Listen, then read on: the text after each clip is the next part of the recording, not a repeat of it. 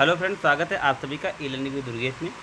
CDP की इस महत्वपूर्ण प्रश्नों की सीरीज में मैं मुख्य आप सभी का स्वागत करता हूँ। फ्रेंड्स, इसमें हम सभी लोग उन महत्वपूर्ण प्रश्नों पर चर्चा करने वाले हैं जो आपकी आगामी परीक्षाओं में आने की संभावना है, जैसे कि CTET, UP TET, super TET या अन्य किसी राज्य में शिक्षक भर्ती परीक्षा संबंधित जो भी आपके एग्जाम होने वाले हैं, उन सभी परीक्षाओं में इन प्रश्नों के आने की पूर्ण संभावनाएँ हैं। क्योंकि ऐसे ही प्रश्न आपसे परीक्षाओं में पूछे जाते हैं, तो उन्हीं का आधार लेकर हम लोगों ने इस सीरीज़ को तैयार किया है। ये क्लास आपके लिए बेहद महत्वपूर्ण होने वाली, तो आप लोग स्वयं जुड़िएगा, वीडियो को सभी साथियों से शेयर करिए। क्लास को प्रारंभ करते हैं। पहला क्वेश्चन आपकी स्क्रीन पर है कि शिक्षा का उद्देश्य, जी हाँ, शिक्षा का उद्देश्य आपको बताना है। शिक्षा का उद्देश्य है बालक की मानसिक शक्तियों का विकास, बालकों का उचित ज्ञान मार्गदर्शन, बालकों की कठिनाइयों को दूर करना, उपयुक्त सभी। तो देखिए, शिक्षा के उद्देश्य में क्या है? बालक की मानसिक शक्तियों का विकास करना, बिल्कुल सही बात है। बालकों का उचित मार्गदर्शन, ये भी बिल्कुल सही बात है। बालकों की कठिनाइयों को दूर करना, ये भी बिल्कुल सही बात है। उपयुक्त सभी इस क्वेश्चन का बिल्कुल सही जवाब देगा। Option number D the right answer, विकल्प नंबर डी इस प्रश्न का बिल्कुल सही जवाब है। आगे, शैक्षिक मूल्यांकन, शैक्षिक विकास में मूल्यांकन का अर्थ है छात्रों की प्रगति का आकलन, कक्षा अभिलेखों का मूल्यांकन, कक्षा निष्पादन का मूल्यांकन, ज्ञान क्षमता का मूल्यांकन। देखिए, शैक्षिक विकास में मूल्यांकन अर्थ क्या होता है? सिंपल सी बात है फ्रेंड, अगर हम शैक्षिक विकास में मूल्यांकन की बात करते हैं तो जाहिर सी बात है, यही हम मूल्यांकन करते हैं कि छात्र ने वास्तव में कितना अधिगम जो है उसको प्राप्त हुआ था और कितना संज्ञान उसका विकसित हुआ। तो संज्ञान शब्द नहीं है, पर संज्ञान तात्पर्य यहाँ पर ज्ञान से है, तो ज्ञान क्षमता का मूल्यांकन करते हैं। विकल्प नंबर डी इस प्रश्न का बिल्कुल सही जवाब है। Option number D the right answer, विकल्प नंबर डी इस प्रश्न का बिल्कुल सही जवाब है। आगे, बाल्यकाल होता है, जी हाँ, बाल्यावस्था के बारे में पूछा जा रहा है। बाल्यावस्था होता है जन्म से लेकर 3 वर्ष, 3 से लेकर 6 वर्ष तक, 6 वर्ष से 12 वर्ष तक, और दूसरे वर्ष से लेकर 12 वर्ष की आयु तक। बताइएगा बाल्यावस्था का जो टाइम पीरियड कितना होता है। बेहद आसान क्वेश्चन। आई होप आप सभी लोगों ने अगर भी बाल विकास पढ़ना प्रारंभ किया होगा, साइकोलॉजी पढ़ना प्रारंभ किया होगा, तो भी आप इस क्वेश्चन का आंसर आसानी से दे पाएंगे, क्योंकि ये बहुत ही सिंपल क्वेश्चन है कि 6 वर्ष से 12 वर्ष की आयु की अवस्था का जो बालक होता है उसे हम बाल्यावस्था भी रखते हैं। विकल्प नंबर तीसरा इस प्रश्न का बिल्कुल सही और सटीक जवाब होगा। आगे बढ़ेंगे। नेक्स्ट है, संज्ञानात्मक विकास के 4 चरणों में संवेदी, पेशी, पूर्व संक्रियात्मक, स्थूल संक्रियात्मक और औपचारिक संक्रियात्मक की पहचान की गई है। किसने की है? हिलगार्ड ने, स्टार्ट ने, हर्लॉक ने या पियाजे ने?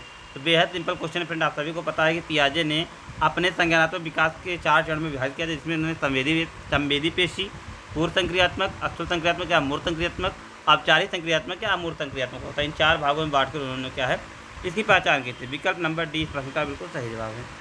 आगे, कौन से गुण अच्छे मानसिक स्वास्थ्य के लिए आवश्यक नहीं है? कौन से गुण अच्छे मानसिक स्वास्थ्य के नहीं हैं? नियमित जीवन, संवेगात्मक परिपक्वता, आत्मविश्वास, सहनशीलता, बहुत विनीत, स्वयं में सीमित, वास्तविकता की स्वीकृति व स्वमूल्यांकन की योग्यता।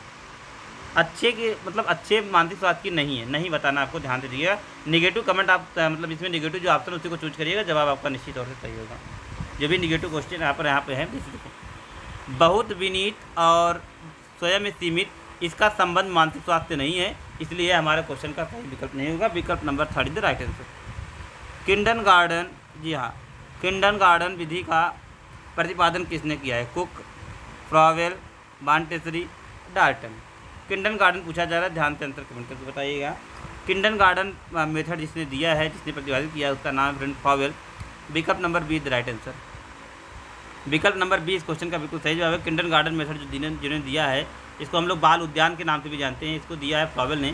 फ्रॉवेल ने अपने शिक्षण अधिगम शैली में इस सिद्धांत का प्रयोग बखूबी तरीके से किया है और बच्चों को सीखने सिखाने में महत्वपूर्ण योगदान दिया है। विकल्प नंबर 20 क्वेश्चन का बिल्कुल सही जवाब है। आगे, सीखने का प्राथमिक मूलभूत नियम संबंधित है अभ्यासकार से, परिणाम की अपेक्षा से, प्रसन्नता से या तत्परता से? देखिए, थानराय के अकॉर्डिंग आपको आंसर कमेंट करके बताना है।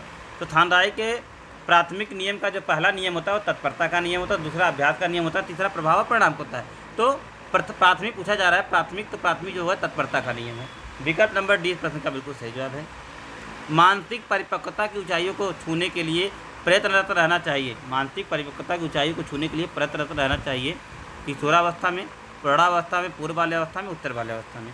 तो मानसिक स्वास्थ्य की ऊंचाइयों को छूने के लिए प्रयत्नरत रहना चाहिए, जो यह है आपका, यह किशोरावस्था से है।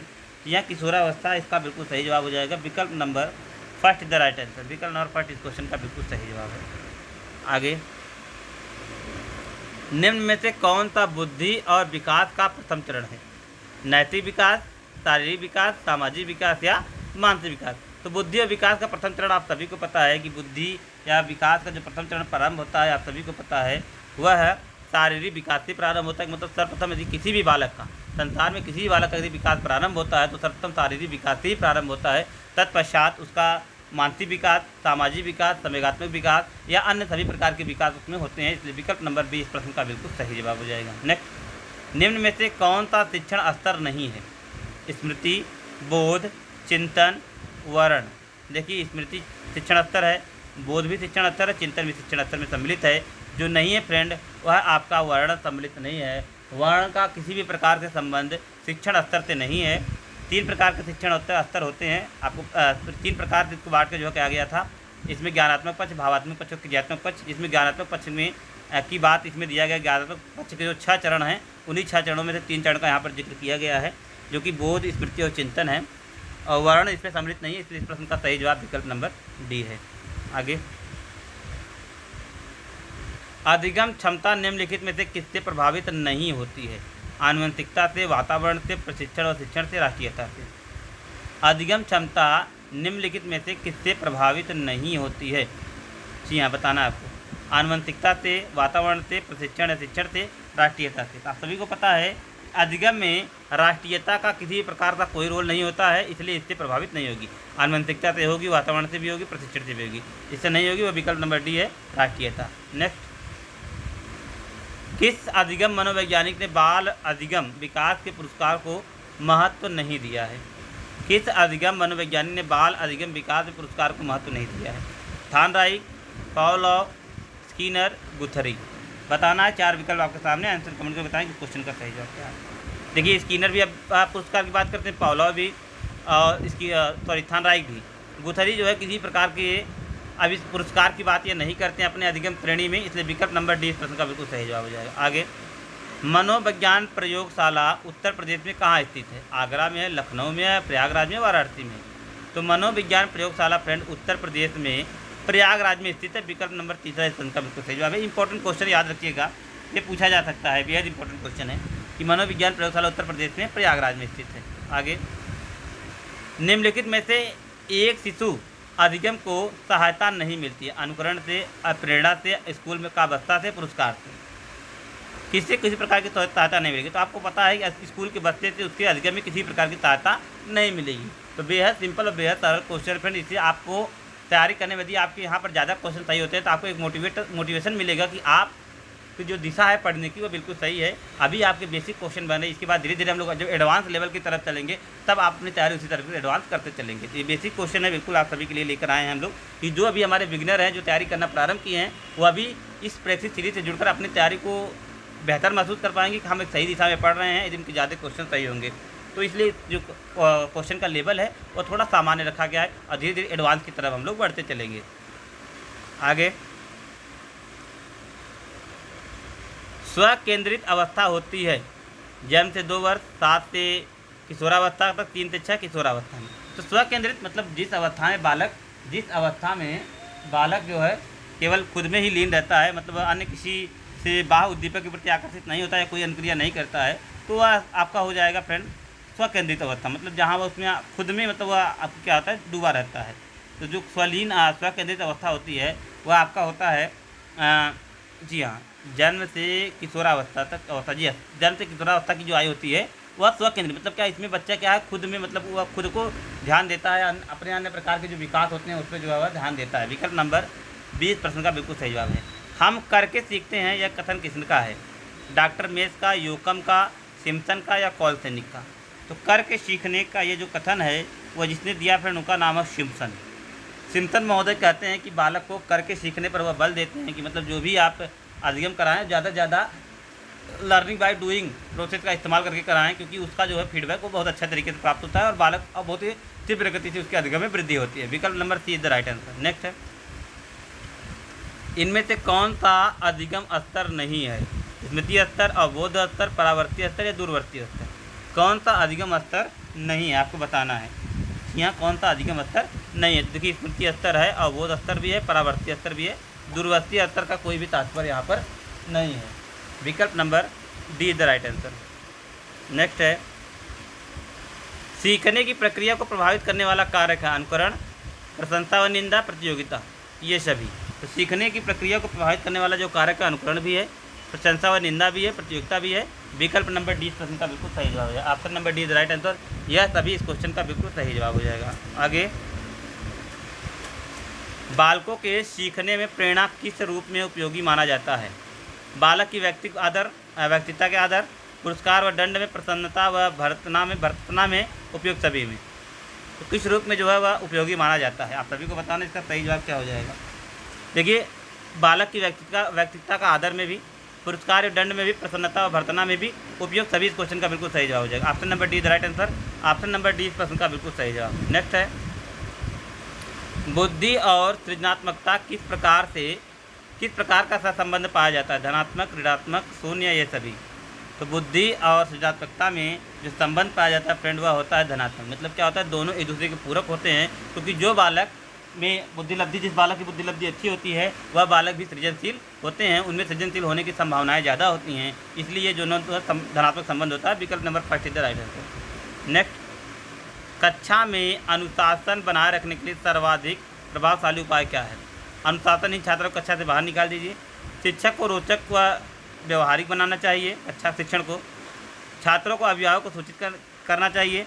अनुशासनहीन छात्रों के लिए विशिष्ट सुविधा देना चाहिए। तो देखिए भैया, आप यदि अपनी कक्षा में अनुशासन बनाए रखना चाहते हैं, यदि आप एक अच्छे शिक्षक हैं, तो आप अपने शिक्षण को रोचक और व्यवहारिक इस प्रकार से बना लीजिए कि आपके बच्चा में कोई भी बालक चाह कर भी अनुशासनहीनता न करे। इसलिए विकल्प नंबर बी के साथ चलेंगे, जवाब हमारा बिल्कुल सही है।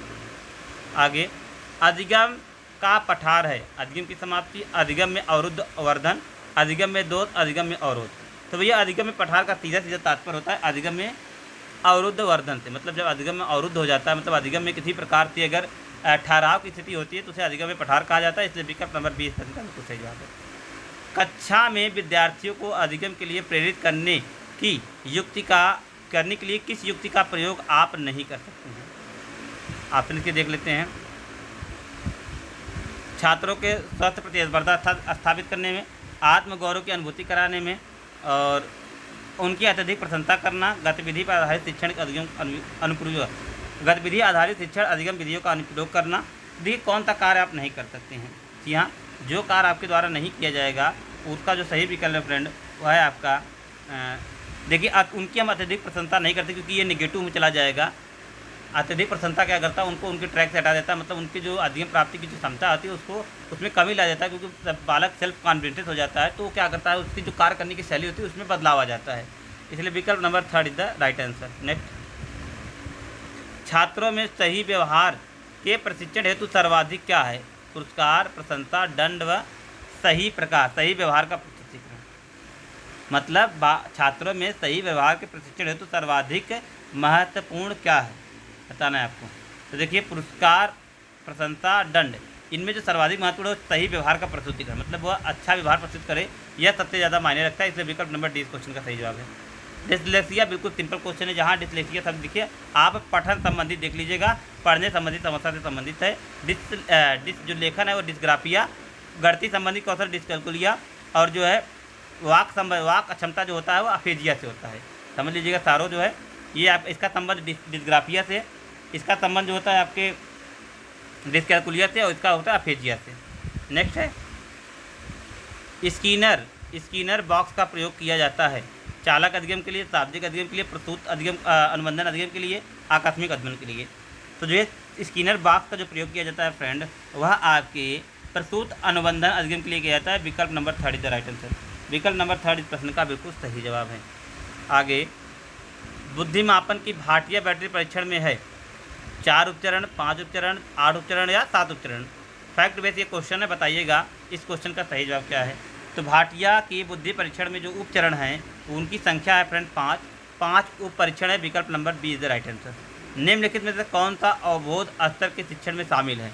पृथक्करण, अनुप्रयोग, तुलना या अन्वेषण। कौन सा अवबोध स्तर के शिक्षण में शामिल है, आपको बताना है। तो देखिए, जो शामिल है फ्रेंड उसका नाम है अन्वेषण। अन्वेषण अवबोध स्तर के शिक्षण में शामिल है। विकल्प number D is the right answer. Next है, निम्नलिखित में से कौन सा सृजनात्मक प्रक्रिया के संबंधित नहीं है? आयोजन, उद्भवन और प्रेरणा, प्रबोधन। तो देखिए, आयोजन का संबंध जो है आयोजन का नहीं, अब प्रेरणा का संबंध किसी प्रकार की आपके जो है सृजनात्मकता से संबंधित नहीं, जबकि आयोजन, उद्भावन और प्रबोधन का संबंध है। अब प्रेरणा का संबंध यहाँ पर सृजनात्मक प्रक्रिया से नहीं है। विकल्प number C is the right answer. Next, संप्रेषण को प्रभावित करने वाला प्रमुख घटक है। शिक्षण के उद्देश्य, शिक्षण का व्यक्तित्व, कक्षा का वातावरण। बताइएगा कि संप्रेषण को प्रभावित करने वाला प्रमुख घटक क्या है। तो इसमें उपयुक्त डी द राइट आंसर, उपयुक्त सभी जो है शिक्षण के उद्देश्य, शिक्षक का व्यक्तित्व, कक्षा का वातावरण, ये सारे जो है क्या है संप्रेषण को प्रभावित करते हैं, इसलिए विकल्प नंबर डी इस प्रश्न का बिल्कुल सही जवाब है। तो ये था आपका क्लास। आई होप आप लोगों ने क्लास को एंजॉय किया होगा। मिलेंगे अगले लेक्चर में, तब तक के लिए best of luck, thank you, goodbye. और जो भी साथी ई लर्निंग विद दुर्गेश से नोट्स परचेज करना चाहते हैं, 6306344367 इस नंबर पे आप कॉन्टेक्ट कर आप जिस भी भर्ती परीक्षा की तैयारी कर रहे हैं, उन सभी भर्ती परीक्षाओं की, स्टेट लेवल की जितनी भी सारी भर्ती परीक्षाएं होती हैं, उन सभी भर्ती परीक्षाओं के नोट्स हमारे यहाँ अवेलेबल हैं। तो जो भी साथी इच्छुक हैं, इस नंबर पे कांटेक्ट करिए, या तो आप कॉल करिए, या तो आप व्हाट्सएप करिए, या तो टेक्स्ट करिए, आपको नोट्स संबंधित सारी डिटेल प्रोवाइड कर दी जाएगी। तो आई होप आप लोग नोट्स के लिए ऑर्डर करेंगे और अपनी तैयारी को अभी बेहतर बनाएंगे। मिलेंगे अगली क्लास में, तब तक के लिए best of luck, thank you, good bye.